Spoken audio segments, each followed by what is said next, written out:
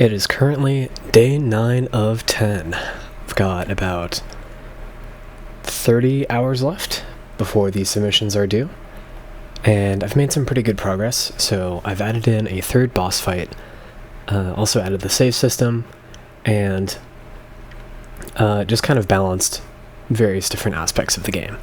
So if we get started here, I'll actually do this as a proper playthrough. Skip the intro that's in the other videos if you are interested in looking at that. Okay, hopefully that volume level is good. Yeah, so the final target of the game is going to be that area up there.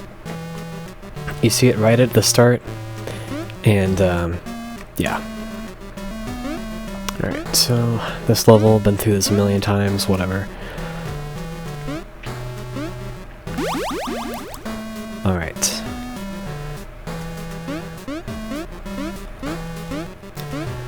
Very nice.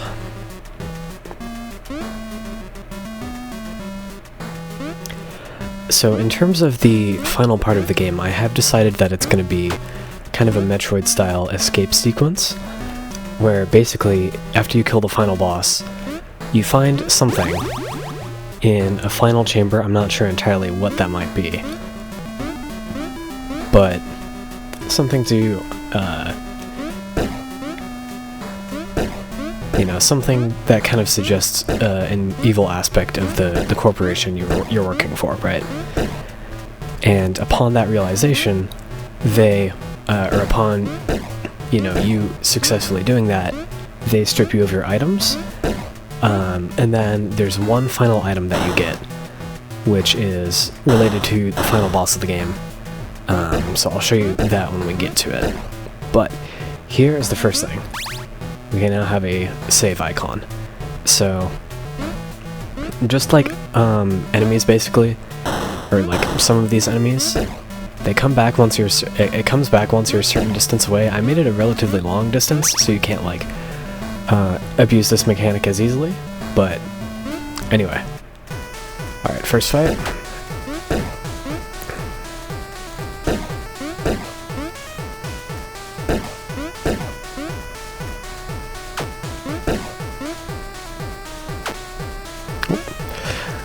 I still have that bug, it seems. I'll need to fix that. I've been trying to resolve that, but... Okay, well I died. But anyway, now we can see how the save system works. And there we are. Right back. So, it is, rather unrealistic to have you, or... I don't know, it just feels odd to have it instantly load in, so I will also work on an animation to make that kind of gradually happen with, a sound effect or whatever, but... I have to finish the escape sequence first before I do any of that.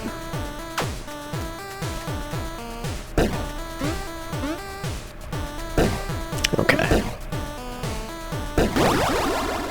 Alright, we got the bat wings. And what I'm gonna do actually... Oh, weird. Oh. Okay, I guess it did come back, but I forgot to change the image alpha correctly, so it just disappeared. So the first thing I want to do actually is go back and get the health upgrade. And then I will also have to change this to detect what upgrades the player currently has and remove those upgrades when they spawn into the world. So I'll have to work on that. But anyway, max health up. Pretty good.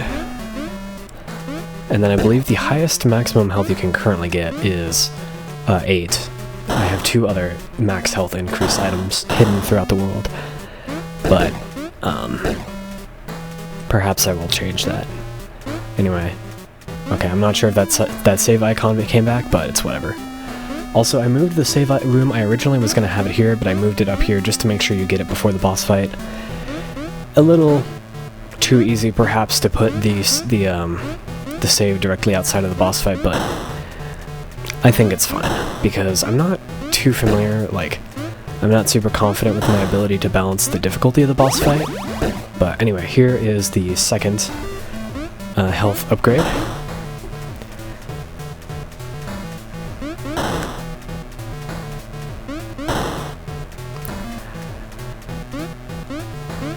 And all of this I've talked about in previous videos, so I won't go over it too much.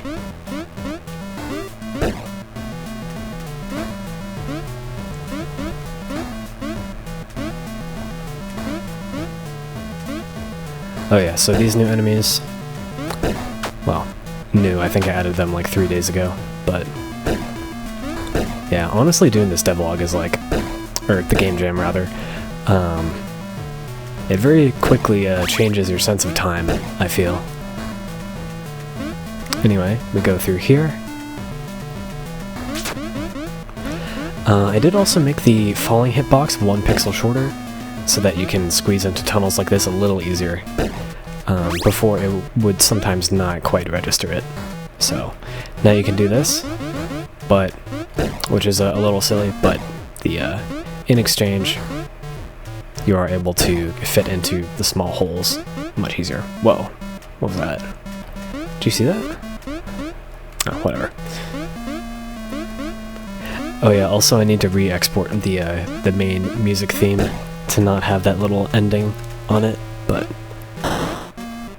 yeah, we can do that later. Okay, so the second thing is hidden right here. And I don't really know what's going on with the whole like max health not showing, but it's fine. Okay, and I believe there's a save point, yep.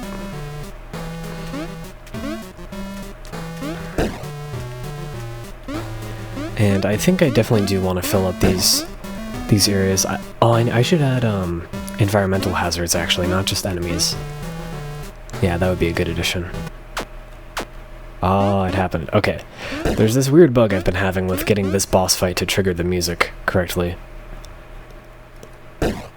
So, it's supposed to play the regular boss theme, but anyway.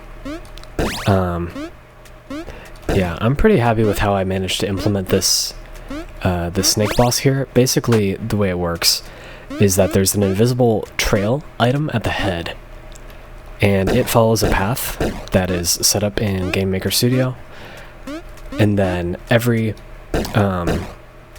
time it travels a certain distance away... Oh, I should probably change the drop chance on this actually, this is maybe a little high. Every time it travels a certain distance away from where it was previously, which I think I set to be 16 pixels, it spawns a new piece instance.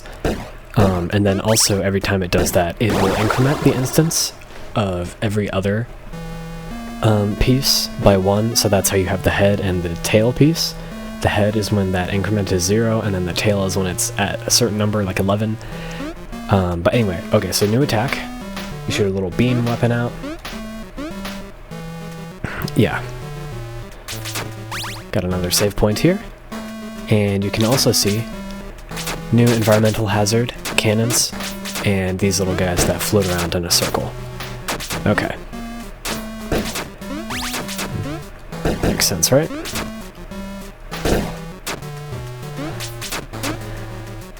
I think I probably should add some enemies that take more than 1 hit to kill. That would probably be good. Anyway, now we are in the final section of the world map, the spider cave. Oh, just gave something away, but that's fine.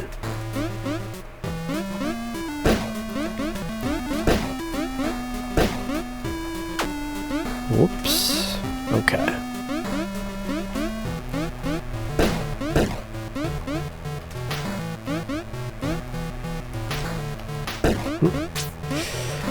Okay. And there's these decorations I think are kind of cool. Now if we go in the side here, we have our final save. And I think I should probably add some platforms in just so that if you fall down you aren't completely screwed over and you can still get up to the save room. But yeah. Alright, now here's the final boss. Get the door that closes behind us. Oh, and the music decided not to play. That's awesome. Well, it's the same song as the previous boss fights, Plus, I'm not sure that I will survive this, so we will probably get a second chance to hear it. Oh, that was odd. I think there is still a glitch where if you, if the player is transitioning phases at the exact same instant that damage is done to them, something weird happens. But anyway, yeah. Definitely, probably the most complex thing I've made in the game so far. Either the main character or this boss. I'm not sure which, but, okay, there we go. Also, those things it's throwing out, I see them as like spider eggs essentially, so they have a small chance of spawning in little enemies.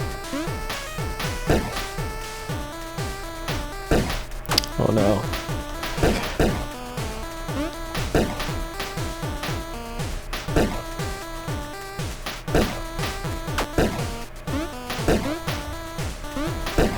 I think this is, oh yeah, and then also as you drain its health, it will attack faster and faster. Or not necessarily that, like, the attacks happen faster, but, like, the delay between attacks. Okay, I think I'm close now. Oh.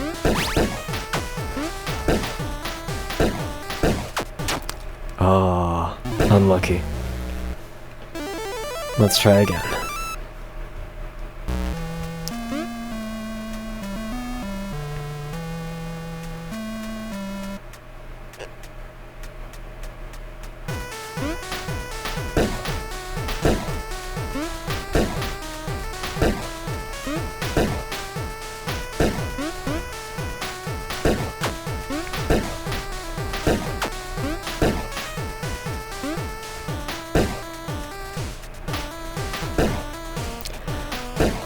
I did also implement a system where basically it has so as you can see, it has 3 different attacks it can do, and the way it decides between them is if you're directly under it, it'll do the grab attack, and if you're off to the side, it'll randomly do one of the other, either the bullet spread or the cobweb. Whoa! Uh-oh. Yeah, stuff good. It gets crazy, but yeah. So 50-50 chance of either doing the bullet or the bullet spread or the cobweb. However, if it's done the same attack twice in a row, it won't do that attack again, or rather, it'll randomly pick between 2 other attacks. So it is possible for it to do 3 attacks in a row, but I don't think anything more than that. Where, let's say it does 2 of the grab attacks in a row, and then, but it's also done 2 of the cobweb attacks. And then the next thing it does is it tries to do another cobweb attack, but it can't. So it randomly picks between the other 2, and it ends up doing a grab attack. So, yeah, there are situations like that where it can happen, you know, up to 3 times in a row. But yeah, and I did that basically because I realized with the bat boss fight, which I think it is appropriate for a first boss, that you could essentially, you know, you could just stand under it, bait out the same attack again and again, and, you know, not necessarily an interesting fight. So,